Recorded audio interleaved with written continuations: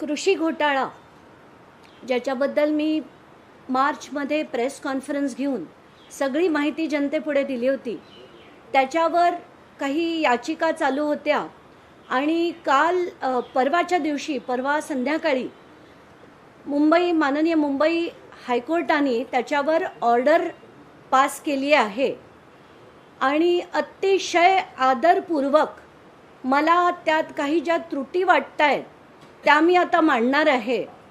आणि मला असं वाटतं की तातडीने खरं तर त्या याचिकाकर्त्यांनी किंवा आमच्यासारख्या लोकांनी ह्या ऑर्डरला त्याच्या वरच्या कोर्टात म्हणजे सुप्रीम कोर्टात SLPद्वारे चॅलेंज करण्याची गरज आहे.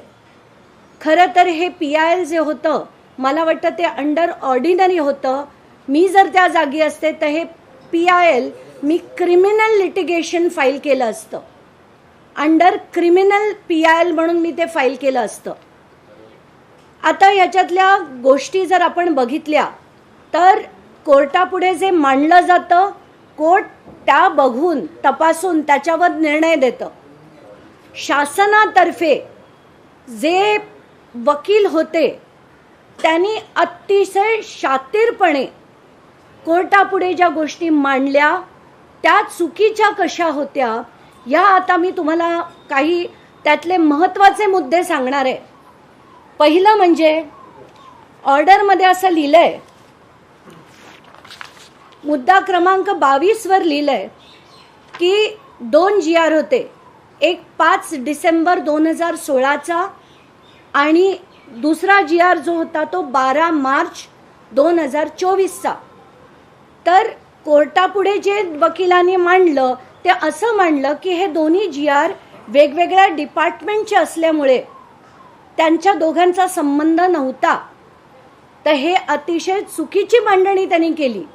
पहिला म्हणजे 5 डिसेंबर 2016चा महाराष्ट्र शासनाचा GR हा सगळ्याच्या सगळ्या डिपार्टमेंट्सला लागू होता. हा तो GR आहे.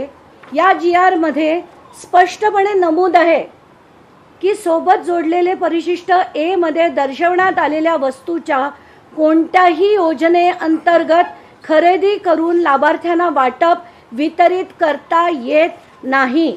हे 5 डिसेंबरचा हा जो GR आहे त्याच्यात का DBT थ्रू करण्यात यावं ते दिलेलं आहे. DBT थ्रू कुठल्या कुठल्या गोष्टी आहेत, 44 गोष्टी ज्या आहेत त्या सुद्धा याच्यात नमूद आहेत.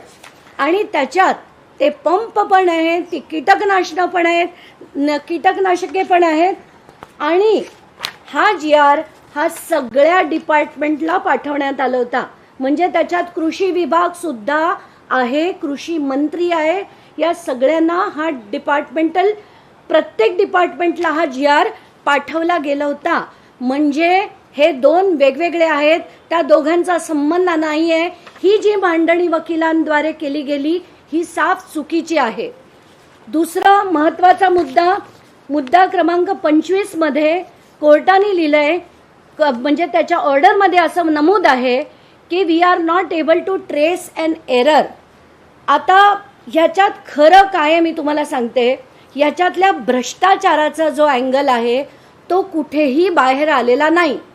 कारण मी ज्या माझ्या प्रेस कॉन्फरन्समध्ये मांडलं होतं की 92 रुपयाचा जो नॅनो युरिया होता ती बॉटल मी अगदी क्षुल्लक म्हणजे 2-4 बॉटल घेतल्या तरी मला 92 रुपयाला जर घरपोच मिळते तर शासनाने ती 220 रुपयाला 19,68,000 बॉटल कशा घेतल्या. मुद्दा क्रमांक 2 म्हणजे त्याच्यातले असे बरेच होते. त्याच्यातल्या कॉटनच्या बॅग्स म्हणा, नॅनो युरिया, नॅनो DAP हे घरपोच मला किती किमतीत मिळत होतं आणि ते किती किमतीत शासनाने विकत घेतलं. तर याच्यात भ्रष्टाचाराचा खूप मोठा अँगल आहे जो त्याच्या वकिलांनी कोणीही मांडलेला नाही. म्हणूनच या गोष्टी त्या ऑर्डर